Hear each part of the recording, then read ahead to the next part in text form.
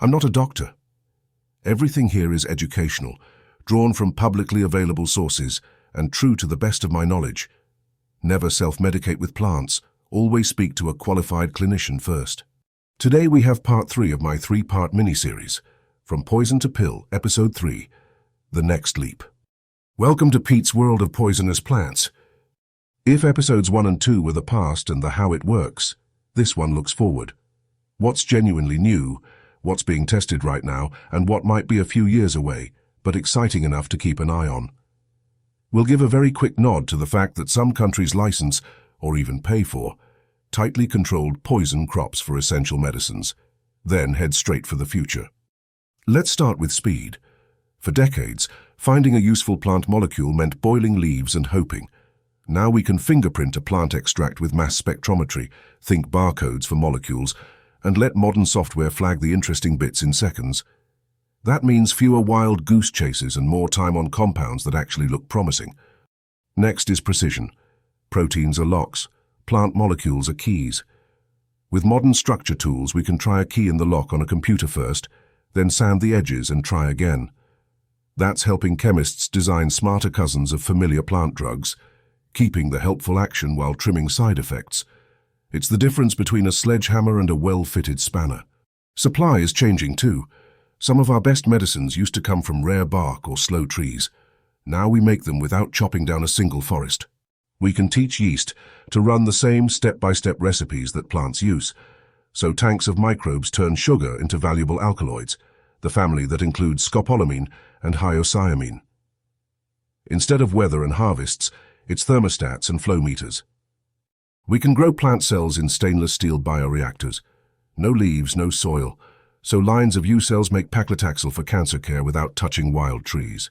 And for fussy species, hairy root cultures behave like tidy underground factories, quietly making the target compound for months. Where does gene editing fit? Plants are tiny chemists with optional add-ons. With CRISPR, researchers tweak the line, speed up a helpful enzyme, slow a wasteful one, or block a nasty byproduct. The aim isn't nice plants, it's reliable medicine with fewer surprises. Right, what about new or next-gen treatments? One to watch is Conolidine, an alkaloid from the pinwheel flower family. Early research suggests it may tap the body's own pain control circuits in a way that isn't classic opioid signaling. It's not a clinic-ready pill yet, but it's a serious attempt to get pain relief without the usual opioid baggage. Worth keeping on your radar. Another big theme is targeted delivery. Old plant toxins can be too fierce to give freely. The modern trick is to strap a guided missile to the warhead. In oncology, that looks like antibody drug conjugates. A homing antibody finds the tumor. A plant-inspired payload, such as a Maytansine derivative, does the demolition inside the cancer cell. Same brutality, better aim. For pain, meet Resiniferatoxin, a blisteringly potent cousin of capsaicin from the resin spurge. In controlled trials, doctors use tiny doses locally to silence overactive pain fibres. It's not a kitchen remedy, it's very specialized. But if it proves safe and predictable, it could help people with severe, stubborn pain who've run out of options. Malaria remains a moving target. Artemisinin is still the front line, but scientists are designing smarter partner drugs and long-acting formulations that make resistance harder. There's also work on making the Artemisinin supply steadier, partly by growing it in tanks and partly by finishing it off with clean chemistry, so patients aren't at the mercy of a bad harvest. Cancer again briefly. You already know the vinca and taxane families hit the cell's little railway tracks. What's coming are next iteration analogues, tweaks to slip past resistance and kinder dosing schedules that spare more healthy cells. Think same target, fewer bruises. Heart and inflammation. Researchers are exploring colchicine-site ligands, cousins of the autumn crocus compound, aimed at conditions where standard treatments struggle. Colchicine itself is already used in gout and pericarditis. The point here is precision and new shapes around a proven idea. Neurology gives us a nice present tense example. Galantamine, inspired by snowdrops and daffodils, is already approved for Alzheimer's symptoms in many countries. The near future angle is how to make it more sustainably, or pair it more cleverly with other treatments to stretch the benefits.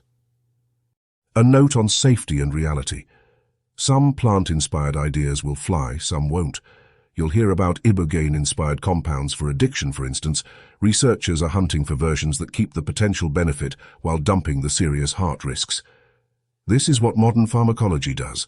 It keeps the useful part of a dangerous story and throws away the rest. Let's return to that quick policy nod and move on. In some places, governments not only license but sometimes purchase strictly controlled crops. Classic examples are poppies for essential medicines, while in many other places, farmers grow under contract to farmer under tight rules.